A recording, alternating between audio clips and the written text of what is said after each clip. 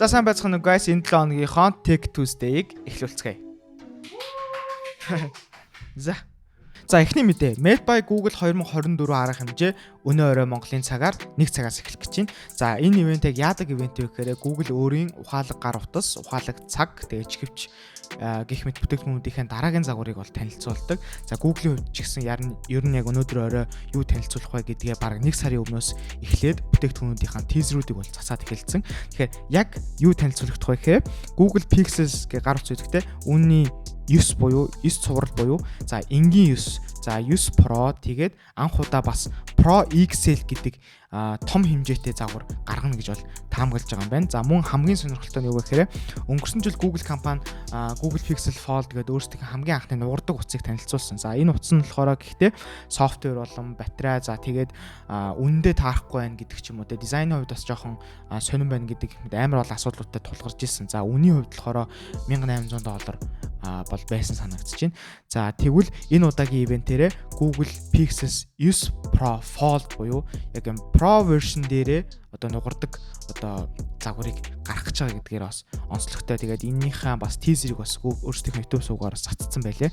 За тэгээд үүнээс гадна Pixel Watch 3, за Pixel Buds Pro 2 гээд шин загварууд нь гарна. Тэгээ бас мөн AI-тай холбоотой яг бас ямар айгуу гоё том онцлог өөрчлөлтүүд эдгээр бүтээгдэхүүнүүд дээр шинээр нэмэгдэх вэ гэдгийг бас хэдүүлээ хүлээж. За тэгээ хэрв та энэ ивентийг үзхийг хүсэх юм бол өнөөдөр орой Монголын цагаар 1 цагаас Google-ийн YouTube сувгаар үзэхэд болно. За дараагийн мэдээ TikTok дээр group chat-тай холбоотой шинэ өөрчлөлт шинээр нэмэгдлээ. За энэ нь яг яадаг өөрчлөлт вэ гэх юм бол TikTok 32 хүртэлх хүнтэй group chat үүсгэж хоорондоо харилцах боломжтой болж байгаа юм байна. За өмнө түүхээс нь жаахан дурдах юм бол 2020 онд TikTok Family Pairing гэдэг нэг юм шинэ функц гаргасан. Тэр нь яг яадаг вэ гэхээр эцэгчүүд өөрийн TikTok хаягаа хүүхдийн хаягтай холбоод хүүхдийнхээ одоо direct message буюу хүнтэй одоо ингэж чатлах хэсгийг нь хаах боломжтой болсон юм байна. Тэгээд өөрөөр хэлэх юм бол 16-аас доош насны хэрэглэгчид өөр нэгэн ямарваа нэгэн хүнтэй TikTok-оор дамжуулж хоорондоо чатлах боломжгүй болсон гэсэн үг.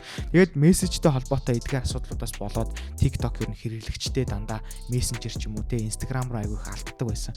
Өөрөөр хэлэх юм бол хүмүүс хоорондоо чатлах боломжгүй болохоор чатны нөгөө нэг хэрэгцээг хангах нь бол өөр аппликейшн руу шилжиж иддэг байсан. Тэгээд энэ асуудал одоо ингээд энэ хүрээд төгсгөл болж байгаа гэдгийг бол өөртөө бол зарласан. За тэгээ шинээр орж ирж байгаа 32 хүртэлх хүнтэй одоо group chat үүсгэх боломжийг болохоор зөвхөн 16 буюу түүнээс дээш настай хэрэглэгчид эдлэх боломжтой юм байна.